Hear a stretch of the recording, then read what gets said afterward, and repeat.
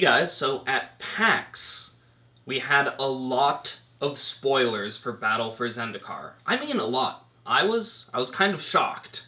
And so let's go over them because they are absurd, like the most absurd spoilers I've ever seen. So part of these spoilers is that there are going to be full art shocks and fetches. Insanity. It's a long topic, so we'll get back to that later. Okay, so first let's talk about Gideon, ally of Zendikar, his new Planeswalker card. His +1 is to become a 5/5 indestructible creature, very Gideon-like. His next ability is a 0 ability that makes a 2/2 white ally creature token. And this reminds me a lot of Xenagos, except no haste. The huge upside, though, is that there are going to be lots of ally synergies in the set, so these tokens are going to matter. Now, his -4 is you get an emblem with all creatures get +1/+1, which is actually kind of interesting because he starts with 4 loyalty, so you can actually minus him and immediately get his ultimate on the turn that he comes out, so that's very unusual. How good do I think Gideon is? I'm sure some people are asking. Well, he's got some great upsides. He protects himself with his 0, and when he's coming in as a 5/5 indestructible, that's going pretty ham. And the tokens that he makes, depending on how good the ally synergy is, could be super relevant, so I actually think he might be decent. We're going to have to see how it shakes out, but as of now, I like him. Okay, so next let's talk about the new land cycle that was spoiled. And, you know, whenever lands come out, people try to give them nicknames, like pain lands because they hurt you for 1 when you tap them, or shock lands because they hit you for 2 if you want to put them in untapped, or gain lands because you gain 1 life when they come in. So these new ones, I'm going to call sucky lands, because I think they kind of suck. Basically, the way that they work is you have to have 2 or more basic lands in play, or they come in tapped. So if you have multiple of these in your opening hand, you're not doing anything for a while. Now, don't get me wrong, I think these will be fine to great in Standard. I think that's totally acceptable. But when you look at Modern, if you have 2 of these in your opening hand, you're not doing anything until turn 3, pretty much guaranteed, which is really risky and not really what I want to be doing. So I think these are pretty much Modern unplayable, except in some fringe brews. Now, there is one big upside to these lands, and it is that they actually have the land type written on them. So, for example, the white-blue one is actually a Plains island. And that's really important because you can go grab them with fetch lands. However, because they're in the same colors as the fetch lands currently out, you can't get extra colors with your fetch lands.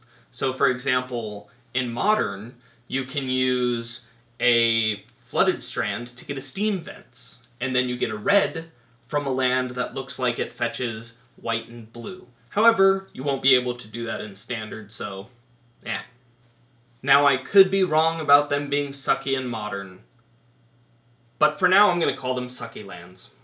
Okay, so the next thing that was spoiled is that we are going to have full art lands, and we knew that, but we didn't know what the art was. And 5 of them were spoiled. I don't know if we're going to get more versions of full art lands, but for now, these 5 arts are spoiled, and they are pretty. I like them a lot, and I don't know, you can have your opinion of what you think of them, but I think they're great.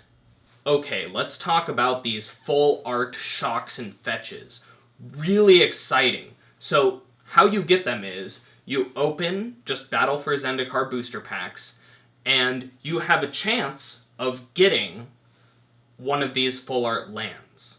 And they're in sort of a subset called Zendikar Expeditions. And the important thing to note in Zendikar Expeditions is it is not standard legal. So the shocks and fetches that are not currently standard legal will not become standard legal. So what are your chances of getting one of these awesome cards? And by the way, they're only in foil. So only foil full art lands? Exciting. So what are your chances? Your chances are the same as pulling a foil mythic.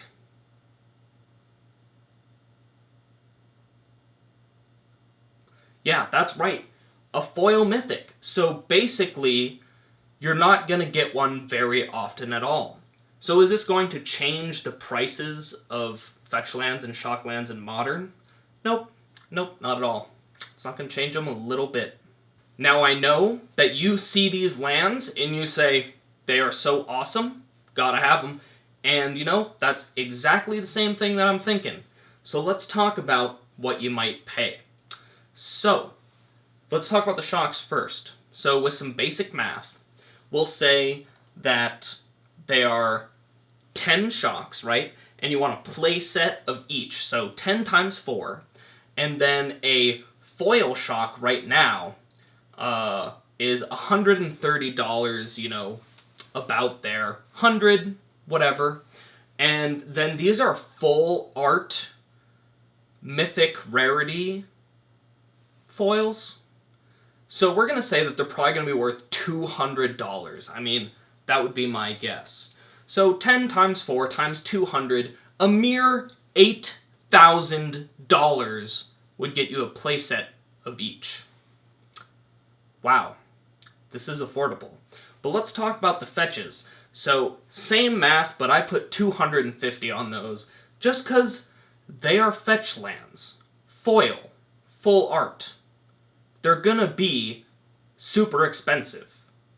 I mean, a regular foil Scalding Tarn is already like $200, okay? So I'm calling 250, that's cheap. So how much is that? That's $10,000. It's over 9,000! What, 9,000? Now, because this highly expensive math is just hurting my soul, let's say that the new sucky Zendikar lands are going to cost $1,000 for a playset of each. That is $19,000 on lands.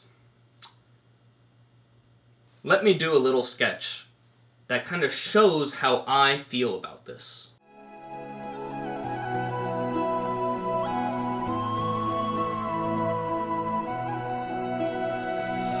Every night in my dreams, I see you. Lastly, Ulamog's new incarnation was spoiled, and he's clearly part of the dark side, because he mills now.